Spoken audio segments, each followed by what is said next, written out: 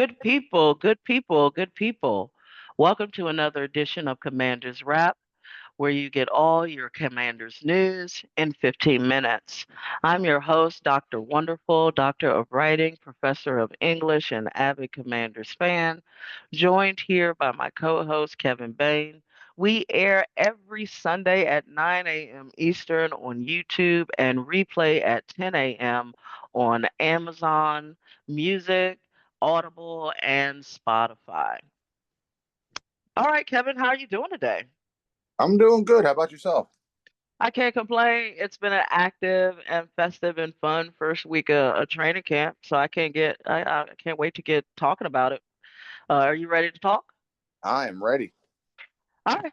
Yeah, so on our first segment, we're going to discuss, before we get down to the nitty gritty of training camp, we simply have to discuss the ongoing Terry McLaurin contract situation. The team reported on Tuesday for meetings, physicals, and so on. And as expected, without a new deal, Terry McLaurin did not report. Kevin, we both said last week that if Terry wasn't signed by Tuesday when they were going in for their physicals and their medicals, we thought he would hold out, which is similar to what he did when he was in his last contract negotiation with the Commanders, the then Redskins at the time. With hope for a contract before training camp now dashed. What's your analysis of this situation, Kevin? And when do you think a deal gets done? So it sucks. I've seen some different opinions on this, and most of them are you either believe Terry should get a new deal and Washington needs to pay up, or and that's what I see a majority of fans saying, or you have the others saying he's still under contract for this season and he should honor that. Personally, I think that's just a little crazy. If you're in the last year of your contract and you've outperformed that contract, um, based off of stats and what the market is doing, I have no problem with the player wanting a new deal. Uh, what gets me is some fans saying he should honor the contract he's in, but NFL teams break contracts all the time. No NFL contract is guaranteed as far as length and a salary that comes with that.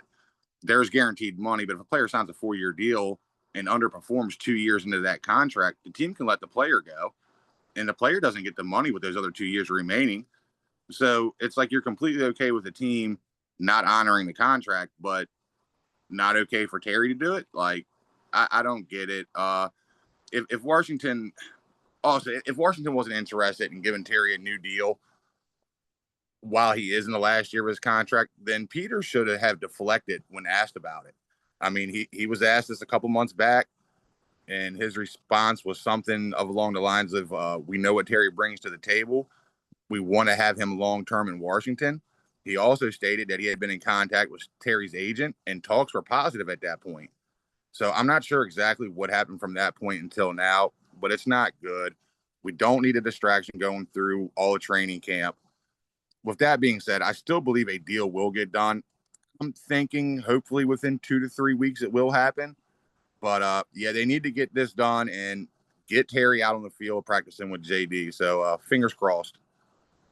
Yeah, absolutely. And Adam Peters, for those who weren't able to recap the press conference or catch it, he did reiterate his commitment, what they think of Terry and how much they value him. And I do think that this is true, right? Like, but business is nasty.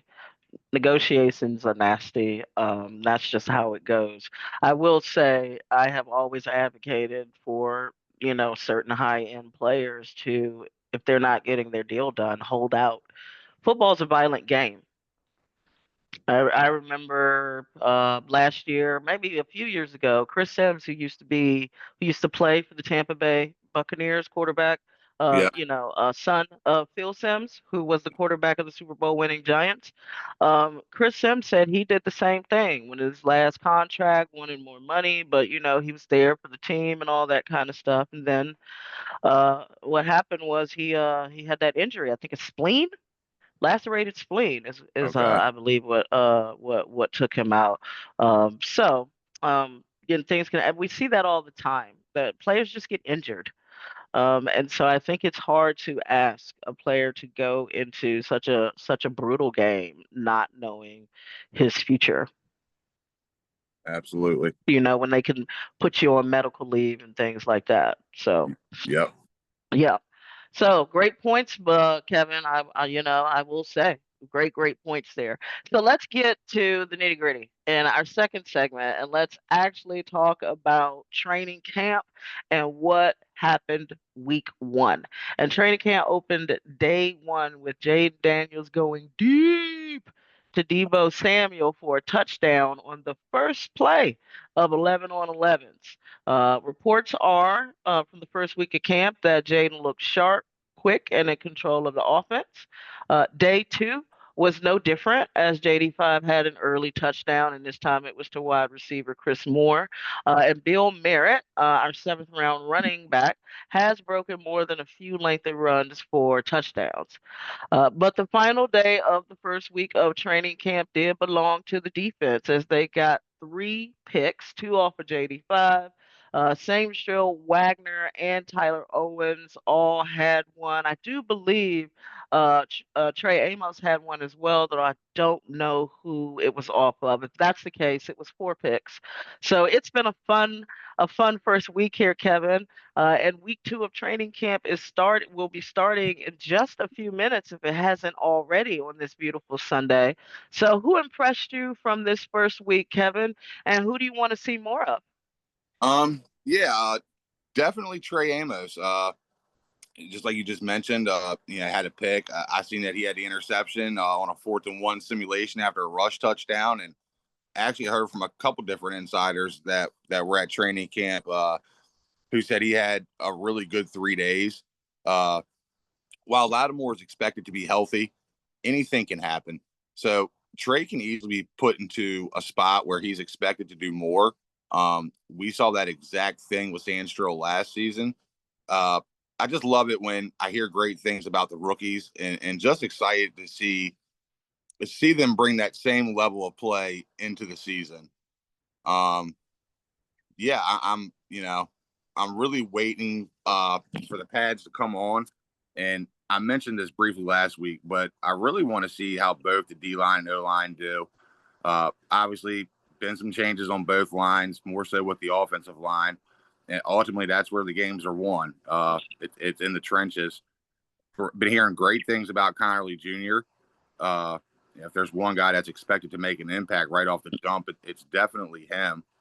This offense last season was pretty good, and with the addition of Tunsil and Connerly Jr., I think it's definitely going to make us even better in both the running and passing game. If it allows Jayden to sit in the pocket even on an extra second or two, this offense can easily put up more points than they did last year, and that's just huge. Then lastly, I'll say the running backs. I say that because as it sits right now, we have 5 on the roster: Robinson, Eckler, McNichols, Rodriguez, and the rookie Krosky Merritt. I'm assuming they'll go with 2 or 3 on the active roster.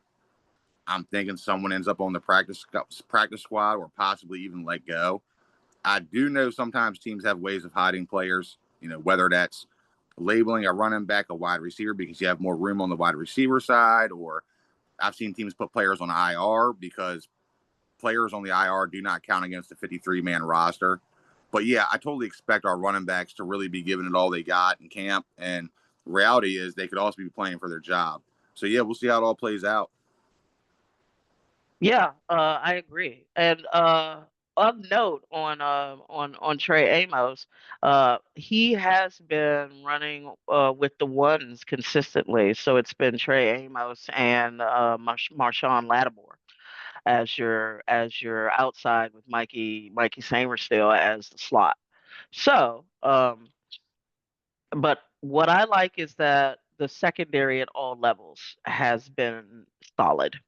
So whether the ones, the twos, the threes, you're not hearing about makeups, a lot of mistakes, things like that, and that's because you got some veterans in the building who can definitely play the position for sure. And just like you, I'm real excited about these rookies and the running back decision. You're right, Kevin. That's going to be hard. That's going to be a hard one. Yep. So, but like I said, what I like most is both sides have hit the ground running, right? So you're not learning as much as you were. It's Dan Quinn's second year, so both sides have hit the ground running, and that means a lot to me because we talked about this pre our recording. So often we hear reports coming out of training camps where the defense is ahead of the offense or vice versa, and while that might be normal, it's still only Jayden's second year, of course. And it would have caused me a little bit concerned if he and the offense came in rusty, and it's their second year in the system. So, and as for the defense, I really think that it just has a lot more of the pieces that it needs to be effective. And you're going to see Joe Witt do some cooking. So, that's going to end our episode of Commander's Wrap. We'll be back next week at 9 a.m. again. But for now, enjoy training camp, everyone. And remember, tune in next week for Commander's Wrap, where you get all your Commander's news in 15 minutes.